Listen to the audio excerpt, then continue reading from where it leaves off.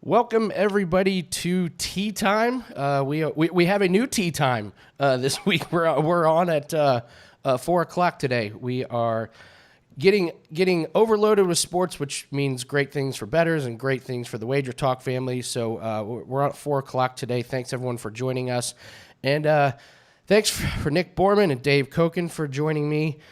Guys, we're coming into a WGC event, and we are really getting into the teeth of the season. From here on out, nothing but pretty big tournaments. We expect star-studded fields, so it should be a lot of fun, a lot of opportunities to make some money. Let's recap last week's tournament. Nick, any particular takeaways? I know you were on Tony, and he came up just a little bit short, as he tends to do. What'd you think of last week's tournament? My takeaway was that Dave was once again right, and Finau cannot close out a damn event. I did have him first round and overall, just missed out on both, and I didn't see Michael Thompson coming from anywhere, so I don't think any of us even thought about him last week, so congrats to him. I don't think we'll be seeing anything played like last week. I think we'll see a name that we recognize all throughout the event this week, obviously, as all the big players are in the field. So not a lot of takeaways. The event we talked about it last week, not a big, deep field. So not a lot of takeaways from last week, but felt so like I was so close. And maybe Finau was finally going to get over that hump, but yeah, he was right again. I don't. He's a top 10 guy. Yeah. But that's what he is. He just doesn't finish. What I got right last week was that I was convinced it was going to be a pretty big price, and I took some price shots, but I didn't take the right one. I didn't think Michael Thompson was never even a consideration, really.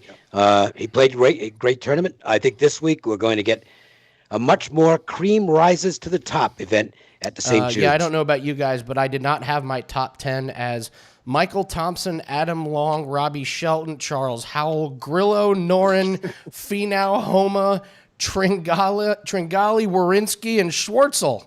But that's what you got. And look, it didn't pay off, but the strategy was correct. Last week was a week to go. It was one of those tournaments that an in-between tournament coming out of the Memorial, the Nicklaus event, and heading into two really big tournaments. This was one that even the named players in the field figured to maybe not be at their sharpest, maybe just working on their game more than anything else. This week it goes out the window. I'd be really surprised if you see anybody outside 50-1 that's high on the league. Nick, what do you think the price would have been if you would have seen a head-to-head matchup, Chase Koepka over Brooks Koepka? You know what? I've been wondering that the last few weeks that they've been playing in the same event, and I don't know. I took Brooks plus 280 to not make the cut, and I played a head-to-head matchup against him with Finau over him. So either way, I was happy, but I would have to think it was probably 2-1 on Brooks over Chase. I would have 5-1 Chase over 5-1, probably. By the way, how about the big chalk that talk about splashing? Dustin Johnson coming out of a bad tournament. He got a lot of action last week, and was obviously one of the favorites. And he didn't even make it through the second round. He just said, "That's it, I'm leaving." He withdrew in the first round, I think. He got done with his first round, and then withdrew. No, he finished the first round, right? Second round. I have strong thoughts about that. I know Dustin doesn't care about us bettors, fantasy lineups, DraftKings. But when you have tons of fans who are willing to put their money on you, and they're willing to use capital in bets, in futures, in DraftKings, and fantasy lineups, and you watch him ho-hum around and just give up. I mean, you could just see when he just gave up. It's so infuriating, and it's so frustrating. And I don't know if there's any other big-name guy where when you're doing your handicapping, I have to think to myself every week with Dustin Johnson, I wonder if he's going to care this week. Like, I can't believe that that's a handicapping issue that we have to take into account. But it seems like with DJ, it's like, well, is he going to try?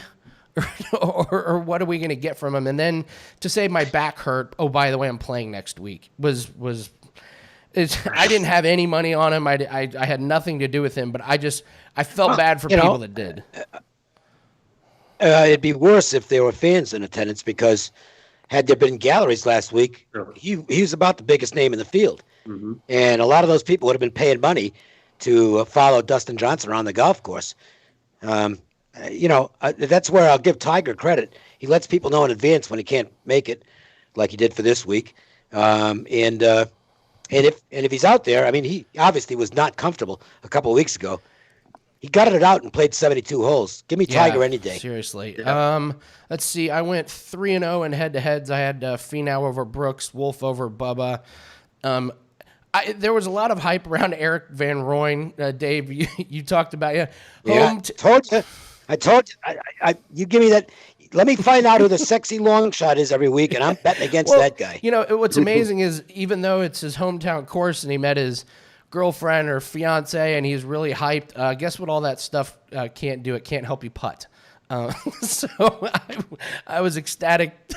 It's just, there's something to it. When it's a guy who's, that 40 to 50 range and he's getting bet, it means that somebody, somebody like Ben Coley, and Ben obviously knows his stuff. He does a great job. But a lot of people, when he puts one of his long shots out there, it's like all of a sudden it starts getting play. I don't even know if he was on Van Rooyen last week, to be honest with you. But generally speaking, I'll look at his list just to see if I can figure out who among the longer shots is suddenly going to be turned into a quote-unquote unwise guy play, where people who really don't know golf are suddenly acting like they do. And let's see, who is it this week? I think it's probably Ian. He finally took a week off. Thank God. And I'll look for him to get some play, and maybe Oosthuizen as well, because I think he likes both of those. I won't be on either one of those guys because they're down the list, and I expect that neither one of them will come through. His other choices might very well come through. They're chalkier, and that's the type of player I like this week. With golf, just me personally, anytime I see like hype around somebody and it has nothing to do with the actual game of golf, I'm skeptical. I just, if you give me something about his swing or, his putting numbers or so, okay, I'm on board, but just like, oh, he's really motivated. What does that mean? He's going to read left to right better this week? I don't know. It's just me. I wish I could quiz some of the people on Twitter who do this. Now, if it's Wes Reynolds, if you want a great follow on Twitter, at Wes Reynolds 1, Wes really knows his golf. He's not tailing anybody except himself. He does a show on VSiN with Brady Cannon. It's a terrific show, and Wes really knows his stuff. So if you see a longer shot on his list, it might be worth checking out. But if you ask most of these people why they took Van Rooyen last week, they wouldn't even been able to tell you who he is, let alone why. I loved it because I had the numbers backing up Henrik Norlander over him. So I was happy to do that. So let's move towards this week. Nick, no cut. How does that affect handicapping from your perspective? It's going to be a bitch for Dustin. He's going to have to play off. Well, it's, from I guess from a pre-tournament standpoint, it's guys that you normally lay off of that you're afraid of a bad first round. There are guys, we talk about guys that are notorious first round hot starters, right? And they're good first round bets. There are also guys that are notorious, don't lose the tournament guys. Tiger's a guy that, he's not playing this week, but he's an example of a guy that he's never really, maybe back in the heyday, but he's never a guy that's on the leaderboard or top, of the leaderboard after Thursday. He's a guy that just wants to shoot 2-3 under on Thursday, and then he'll just kill you over the course of 4 days. So there are guys like that you could go back to and look at. But really for me, it's more in-play tournament looks. So guys that struggle on Thursday, or guys that struggle obviously on Friday are guys you can now go into and looking back and try to find their metrics. If you go to Action Network's a good site that recaps daily shots gained numbers for these players. So it kind of shows like after the day, how did they play? Were they hitting the ball well or were they putting well? So how did they get their score? And you want to look for guys that were hitting the ball well, but maybe didn't score well because they couldn't make any putts. And they're guys to get on maybe the next couple of days. And that's where you can look for value in the tournament on guys that didn't play well the first day or two, that could have good value to possibly come back, maybe not win, but definitely get a leaderboard bet. So it's more or less for me in-play stuff on no cuts is how I kind of go Dave, with that. Does this change the way that you approach it? Well, my approach this week was really simple. First of all, only in my power ratings, or ratings if you want to call them that, of the top 50, only 10 of them played last week, and one of those we're poking fun at because he only played one round. So this is an event where immediately going in, I said you've got 40 of the top 50 golfers that are in this tournament that are coming in fresh. That to me is an indication that it's going to be a very top-heavy leaderboard with really strong players. So the approach I took was to try and find guys who are fitting some kind of an angle that's been working so far. And I settled on 3 guys that I'm playing outright. They're not yet available at Wager Talk. They'll probably be up in a few hours. I don't post them myself. I have Missy do that because I'm kind of a moron as far as technical stuff goes. I'm really bad with technical stuff. I finally figured out how to play Pong a couple weeks ago. So, that tells you I'm a little behind the curve as far as that goes. So my plays aren't up yet, but you'll find that there's a common thread in all 3 of the outrights I played this week, and we'll probably get into it, and you might be able to figure out who they are as the show progresses. I hope not, because then nobody will buy the package. But now, is this Pong with the 2 bars, or is this the beer variety of Pong? Yeah, the old Atari Pong game that we played at the Ground Round back in the early 1970s, and I sucked at it then, and probably still do. We got a couple questions from on YouTube from Courtney. Courtney's asking about the best strategy with no cuts. Asked from the DraftKings perspective. Yes, this does affect my DraftKings strategy. Most of the time, you're just trying to get as many people through to the weekend as possible. If you get all 6 of your guys through, you're good. So I go middle of the road. I don't have any favorites. With no cuts, I like to go stars and scrubs because you're going to get points from your lower tier guys. It may not be a lot, but then I like to spend the money on some of the higher tier guys. So yes, it does affect my DraftKings strategy. On cuts, tournaments with cuts, I'm middle of the road, and then on the no cuts, I'm going to be stars and scrubs. So Nick, agree? Yeah, and from I mentioned before from a betting perspective, as far as outrights and stuff like that, don't be afraid of guys that start slow but are consistent guys over 4 days, and don't be afraid to go in an even par on Thursday. Does not mean you lost the tournament. So don't be afraid to look for outright winners after day one that are down the leaderboard a little bit, but giving you much better value than they were pre-tournament. So it's 4 days guaranteed. A lot can happen. And you'll see that a lot of these tournaments, that the guys leading in the beginning aren't the guys winning at the end, especially in these, obviously, nice, these Dave. Here's kind of a value, a price point question from Tim. Bryson minus 157 over Fowler. Is that too rich? Dave, do you set an actual line on these head-to-heads where you say, I'm not going over a certain price? What's your strategy, and is minus 157 too much? No, I'm not a big matchup guy. Golf is a game where I shoot for the moon, hit a big price, or at least a score. Even DeChambeau's like 12-1. Well, that's still that might not be offer value, but it's 12-1 still pretty good if he happens to win. I just as far as the matchup goes, I don't know that I'm really good at making a price on a matchup, which probably explains why I don't do a lot of them. But I would look at that matchup and say, well, DeChambeau, he's going to probably outdrive a lot of the obstacles on this course. Fowler can't do that. He's going to have to be accurate in the fairway, or he's going to have trouble, because if you're not real long off the tee here, the fairways aren't the widest in the world. And I don't know, and especially considering his form, which just isn't there, I don't know that I can make a case for Fowler. If it was even money, would you have any question at all about who you were betting? It just it depends on how high you want to go, really. But I honestly, 160 steep, but I don't think I'd be on the dog. Yeah, this is one reason I love doing the shows. Dave, you're into the outright winners, not so much in the head-to-heads. I'm the exact opposite. I have never had luck with the outrights, but I love doing the head-to-heads.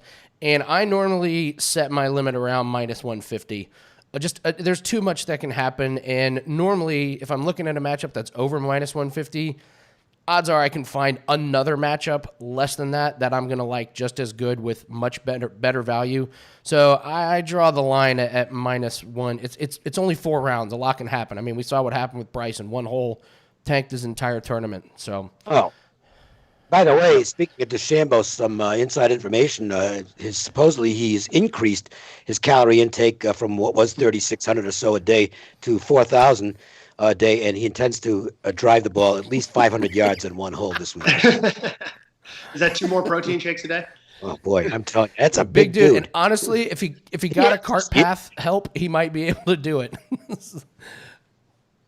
He's done that twice now, where he's hit cart paths and gotten these. I think one of them ended up like 440 yards or some absurd thing. I saw that. By the way, quick story.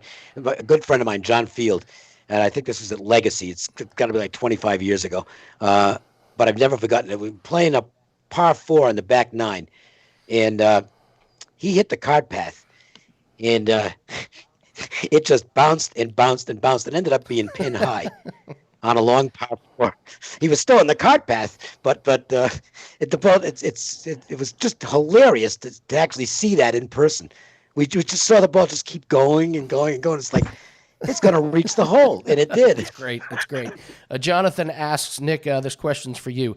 Is this course a driver's course or a short game course? My answer to this is always yes. But what do you think? Listen, on any given week, both sides, both long hitters and short hitters can compete. I mean, it all depends on, it's your approach into the greens and where you're leaving yourself your birdie chances. I don't think what you're going to see one versus the other. I mean, the guy that hits it long always has an advantage over the guy that hits it short, assuming he can hit it accurately. And you have guys, the best in the world, playing this event that can hit it long and hit it straight. So if you're a short hitter in this event, I would say there's too many guys that are hitting it far that one of them is going to be hot enough with the driver that you're not going to compete with them. So for that reason, not the course, but just the depth of the field, you got to hit it far enough to compete with this one. It's not going to be a Luke Donald type of a tournament where, he's just, no matter how straight he hits it, somebody else is going to be 50 yards ahead of him and be just as straight this week. It's just too deep for that. It's kind of like Ian Poulter, who's a great putter, but he has to be out of his mind putting to really have a chance to win, because he's not going to hit it as far as some other guys. It's becoming more difficult for that type of player, because DeChambeau is not the only one who's doing this now. Finau's doing it, and Finau's a good driver, and I fully expect him to be somewhere in the top 20 again this week. I don't think he's going to have any kind of a letdown. He sounded really confident coming out of the tournament in Minneapolis, and I'm looking to pay more attention to guys like that. You got Max Homa.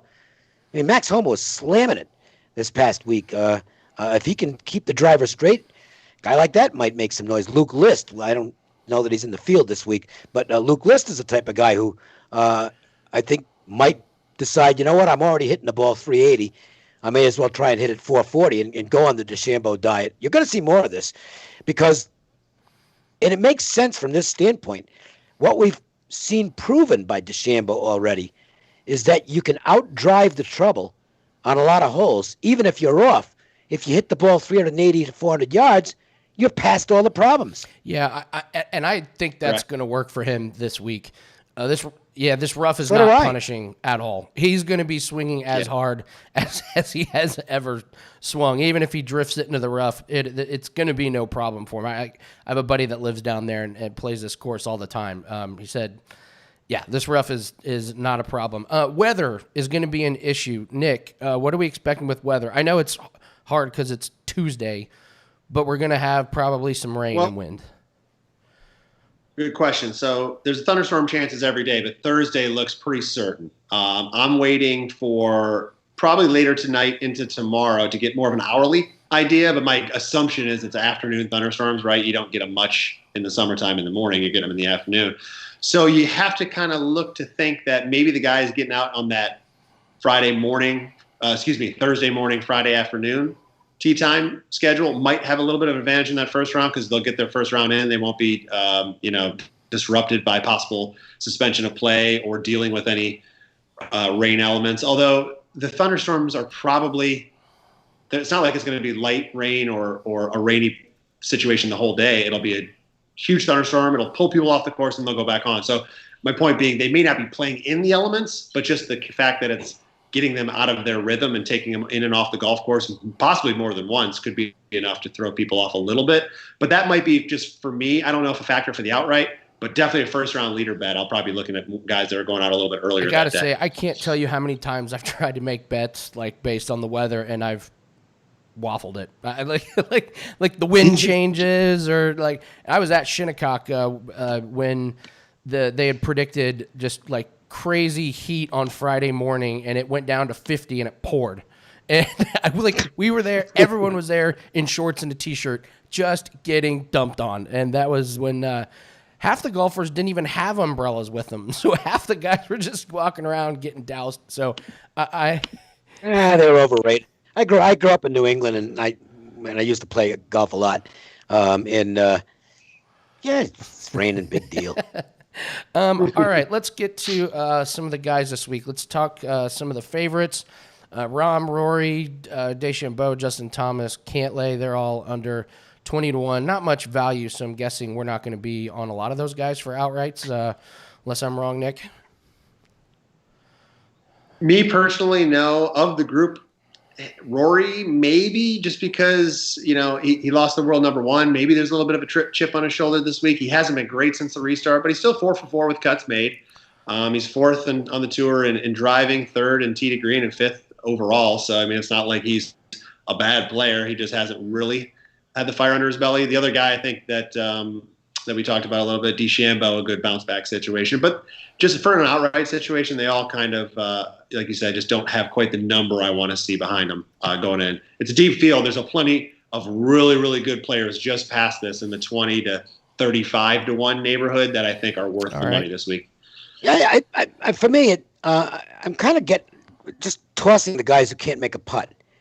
So you take a look at Fleetwood, and I expect Fleetwood to play better than he did last week when he missed the cut. But his putting was just horrible. These weren't putts that were just missing. They were bad putts, and until he comes around with that, that's the type of guy I would not consider for an outright, and I would be looking to go against him in a matchup. Koepka, he'll still continue to get play. Maybe this is the week he feels better and his knee doesn't bother him, and he puts it all together. But I have a suspicion that his best will show next week rather than this week, or when we've got a major coming. That's when I think Koepka's gearing up more for that. So even though he's off a bad tournament, and actually 3 bad tournaments in a row, I really don't expect a lot out of him this week. So I'm throwing out some short price guys, and quite honestly, maybe Dustin Johnson completely puts it together this week, but I wouldn't be looking to back him. Let's put it that way. Nick, you had talked about the Ricky Fowler syndrome where he was feast or famine. We have another one this week, Webb Simpson. Taking out the last WGC that he played in, there was no cut. His last 10 tournaments, he has 2 missed cuts and 8 top 10s and nothing in between. So you're basically betting this guy to finish top 10 or miss the cut. He was second here last year. And I'll just jump in. His last 3 appearances here, he's got a second, a third, and a missed cut. So it's also been feast or famine on this course. It's classic Webb. Just classic Webb. So he's a guy I talk about run from in head-to-head matchups. I don't think I'll have Webb in a head-to-head for years. So thoughts? I expect him to play well here. By the way, I like guys off missed cuts, especially if they've had a week off in between. Good players, really good players, and he's an elite player. They just don't miss the cut 2 weeks in a row very often. So I think if he follows his pattern of either being terrible or being near the top of the leaderboard, this is a week where he's going to be in the mix, I think. He's plus 250 for a top 10, Dave. There you go. Well, I would say this, though. If you're going to go with him, I think there's where you do go ahead and take the outright at 25. To me, it's a better bet because he's either going to miss the top 10 or he's going to have a real shot to win. Right. I don't think you'll see him finishing 8th or something like that because there is no in between with him. He's either right there on Sunday with a chance to win it, or he's not playing. We mentioned Fleetwood. I was so nervous about Fleetwood because you just see this track record of guys, their first tournament back after this big break, and I don't know why Fleetwood hasn't been playing, but sure enough, he looked rusty. Hopefully he kicked the rust off. What about, let's take a look. Well, let me ask a question. Where do you think the rust shows up more? I have a tendency to think it shows up tee to green rather than on the green. And that's why I don't like Fleetwood at all in this tournament. And I might be dead wrong, but I mean, no joke, his putting was horrendous last week, and that to me runs in cycles. Guys that are making putts on a regular basis, or guys that are missing putts, you can make an adjustment in your swing and get your ball back in the fairway. But if you can't putt, you just can't putt. And that part of his game does not look Nick, good you right can now. speak to this. You play when you don't play for a while. What's toughest for you? It's like Dave said, it's a swing, it's a loose swing or two here or there. So what I noticed a lot for myself and looking at some of these players in the restart is one bad hole out of the 18. I saw the last 2 weeks, I've seen more 7s and 8s on scorecards than you're used to seeing. And I think that's the big factor. It's when you can hold together for 18 holes, let alone 72 holes, and not make major mistakes and not make doubles or triples, that's what you lose. So you have that one bad swing that gets way away from you. And you don't have that as much when you're playing every day and you're playing every week, because you're just confident that the swing is dialed in so precisely and so consistently. You can avoid that. But when you just take a little time off, I can't tell you how many times I'll go through ebbs and flows of like the driver is on and I don't miss. And then all of a sudden I don't play for a couple of weeks, something comes up, and the next time I go out, I couldn't hit a fairway for the life of me. And, take that to the next level with these guys. And, it might just be a hole or two, which is enough to make him miss a cut or not be anywhere near the top of the leaderboard. I think that's what we saw with Fleetwood. He had a couple big numbers last week. And I think we're seeing that with a lot of players. Like I said, if you look at some of these, I've been watching, the like PGA Tour.com every hole for a lot of the players and all this. And all of a sudden I see an 8 pop up and a 7 pop up, like Paul Casey. What did he have? An 8 or a 9? He had an 8 on the par 3. Yeah. Yeah. And that was more short game driven coming out of the bunker, of course. Let's see. Go ahead, Dave. Well, I was going to jump in and just talk about certain things that are taking place with players. Patrick Cantley is always a guy who you have to consider. He is a top 10 golfer. I have him in my top 10. I think I've got him like 7th or 8th overall. But Cantley's bad holes have suddenly become really bad holes. Yeah. I mean, he double bogeyed himself out of contention at the Memorial. Yeah. And an old nemesis of his popped back up. The weakest part of his game when he turned pro was bunkers. He just was not a good bunker player. And he had a lot of bunker problems at Memorial. Now, is that something that carries over, or is that what he's been spending 2 weeks trying to fix? And if he's fixed it, you figure he's going to be in contention this weekend. Those are the guys that are really tough for me to break down in terms of what I think they're going to do. We got a question from Matthew on YouTube. This is one of my favorite guys, and it's a great question. Why do you guys think Tyrrell Hatton never gets much attention? Only 6 events this year, but all 6 top 25. He's got my attention. I played him all the time coming back off of the injury, and he's been great. But, yeah, he doesn't get a lot of coverage. I don't know if it's just the U.S. Euro thing, but he's one of the most quotable guys ever. He's hilarious on the course. When he implodes, it's entertaining as all get out, and he's in the zone right now. So, Nick, thoughts on Tyrrell Hatton? He's a European Tour guy that plays the PGA Tour big events only. The WGCs because they're both tours, and the majors because they're both tours. But he just doesn't get as much week to week TV time because of that. He leads the tour in shots gained putting, shots gained overall, and second in approach. So yeah, he has my attention. He's one of the guys at 22-1 that I'm looking at this week. He finished tied for 3rd at RBC, tied for 4th at Rocket Mortgage in the only 2 events he's played since the restart.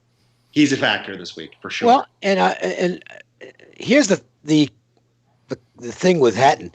You're right. He doesn't seem to get much TV coverage, but the betting market knows him. Great point. And that's why, he's 20. Sorry, the cat's trying to contribute to the show. 25-1. He's a top 10 guy. Yep. So the odds makers certainly recognize him, whether they can watch him or not. Yeah. Well, the head-to-head, I saw they put him up against DJ. So if you're a Hatton guy and a not DJ guy, let's see. There was one other guy I wanted to talk. Oh, here's a guy. If you're looking at, I don't want to say long shot, but he's around 50-1.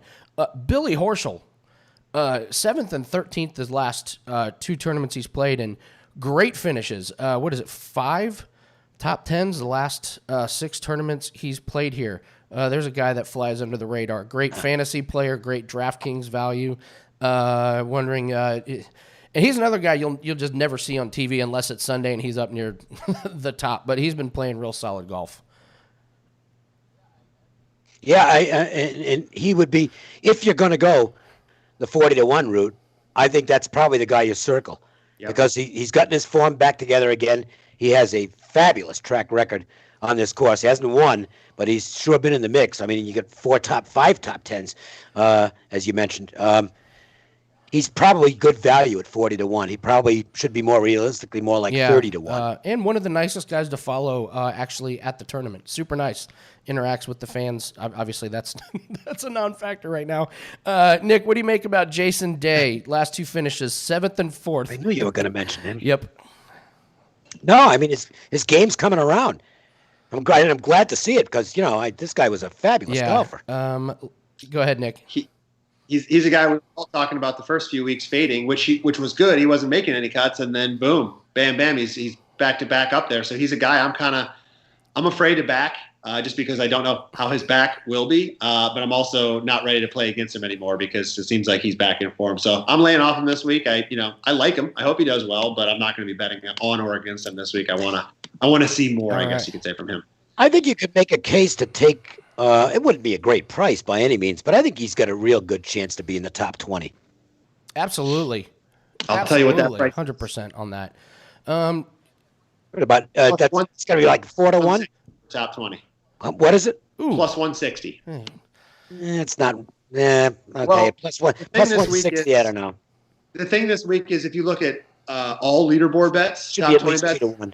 Well, there's 78 guys in the field, right? It's half the normal field. So all of the leaderboard top 20 bets are low this week. It's a thing I was looking at that I wasn't thinking about, and then all of a sudden I look at the prices like, the guys you're normally betting 2-1, you're getting around plus 120 right now. So it's tough for leaderboard bets this week. That's just not. Yeah, he should be plus 200. Yeah, and plus 160, you're getting considerably the worst of it. Yeah, one guy that I loved betting against, and now not only have I flipped, not only am I not betting against him, I'm betting on him. Matthew Wolff looks like he's playing great golf, and it's fun kind of watching these guys like Hovland and Morikawa and Wolff because we're seeing what kind of courses they like. We're seeing their games evolve, and Wolff is really starting to look like a guy that he doesn't strike me as the kind that's going to grind out a U.S. Open win, but he's the guy that'll go real low on a course that offers a lot of eagles and a lot of birdies.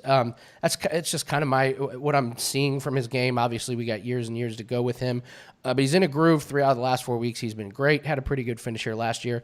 Nick, what do you think about Matthew Wolff starting to come alive? 90-1. I mean, his price last week was 28-1, so it's big time value in the number. I mean, I know it's a much more loaded field, but he's been feast or famine, 3 for 6 in cuts made, tied for 22nd, tied for 12th, and a second so far. So without a cut, 4 days, I think he's worth a shot.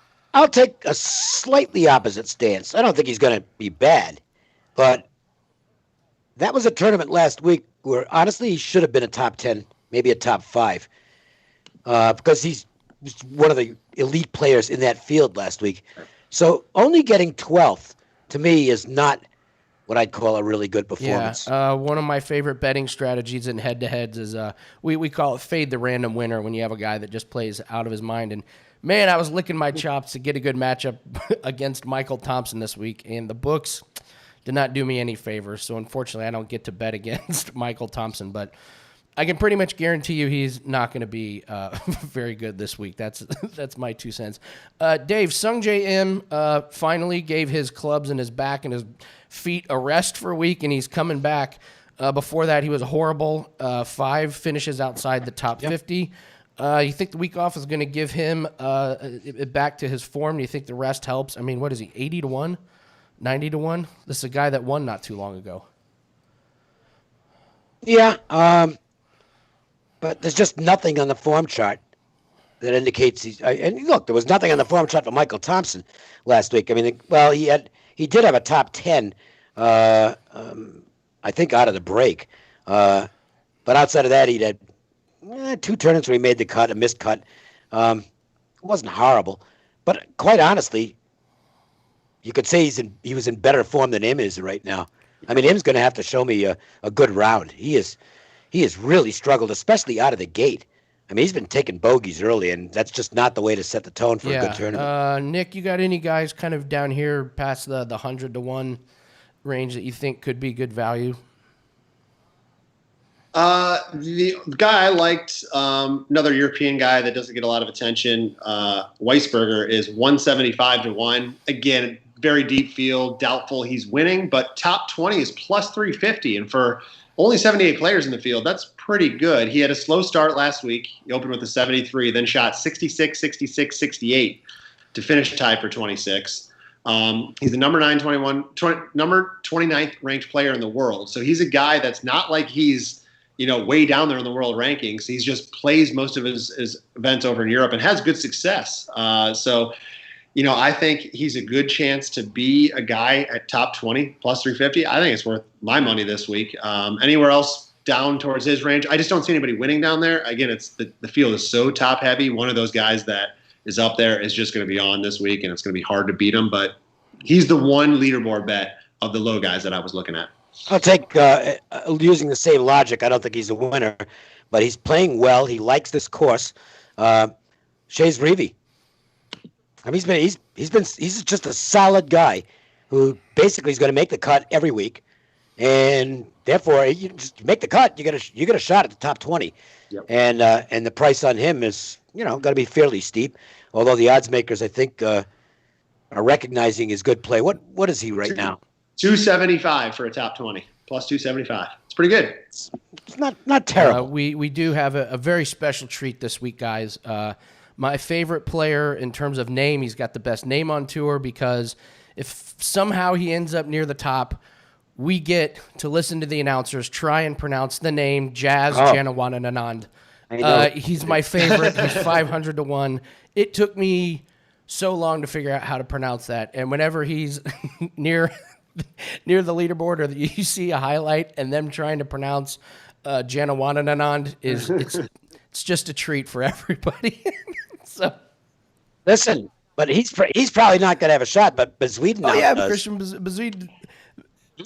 He could be a sleeper in this field, and that's a name that's a bitch too. One announcer is Bezweeden Hoyt, the other one's Bezweeden Heat, all over the place.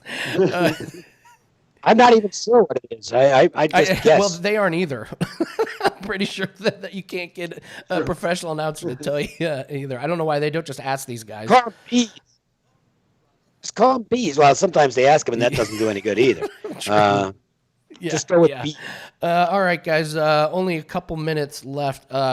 Dave, you are kicking ass in baseball. Just go ahead and pump it real quick, because I was watching the baseball show earlier. It's great. I did lose a game, so my perfect Major League Baseball season came to an end last night. I was hoping to hit 100% for the year, but that's not going to happen. So, but it's been really good, and seemed to be reading it well. And I had 3 actually added a play just before the golf show, so I actually have 4 plays up. One's a featured play at Wager Talk, and the other 3, if you buy or are currently subscribed to one of the packages, you get all the plays.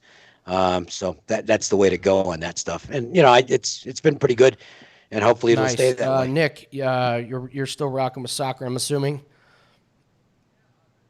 Yeah, I've been really good last couple days. Plus 22% last 3 days. 9-0 with best bets, so 4% higher, and 7-0 with totals, and won 3-0 yesterday. Won the MLS games. Got 2 MLS games tonight. So yeah, things are really on the up and up right now, so hopefully that can continue. That's awesome. 3-0 for me last week in golf, 2-0 in NASCAR. So sounds like we're 3 of us are on a roll.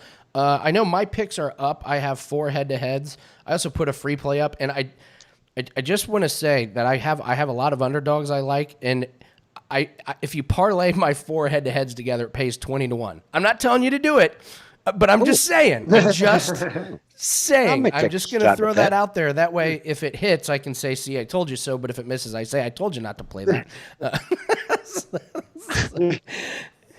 My plays are not up yet. They'll probably be up in a few hours. I sent them in to Missy, and she'll post them. I've got 3 outright plays this week. And again, you can use those. They're obviously guys I like, so feel free to use them in matchups. I think you might do pretty well with them. Nick, your plays up? They'll be up tonight. I usually I do all the research, started all last night, and then by today I kind of really dig into it and I kind of throw everything on a piece of paper, make my notes, and then I kind of organize it the next day. So by tonight I'll have everything up. One guy I did want to mention before we cut was Xander Schofley. He's a guy I'm looking at this week. He has been the quietest good player this restart. He's 5 for 5 with 4 top 20 finishes. And I don't think anybody knew it. I didn't. I actually took him at the Memorial as an outright winner for the same kind of reason. And I took him at a top 20. He didn't play well Thursday, and I kind of just wrote him off. He finished tied for 13th. I had to look 3 times. I'm like, where did he even?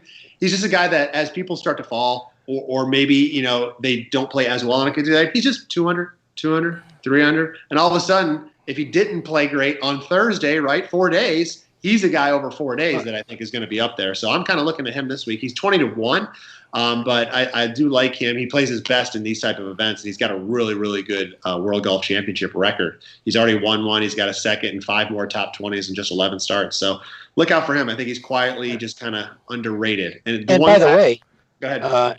He was 8 over at one time in that tournament a couple weeks ago in the first round. I mean, he had a couple of disastrous holes, and to finish 13th after your +8.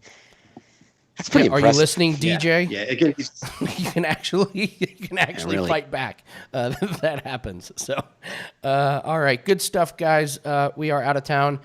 He's Nick Borrman. He's Dave Cokin. By the way, Dave, Jacob on YouTube wanted me to tell you hi. He says that you're the GOAT.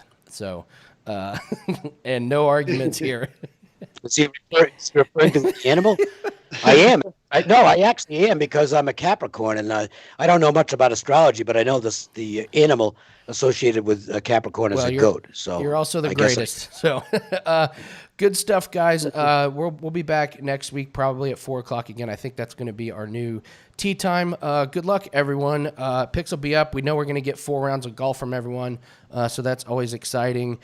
Check out Nick's soccer, check out Dave's baseball, and check out my NASCAR. Good luck, everyone, and we'll see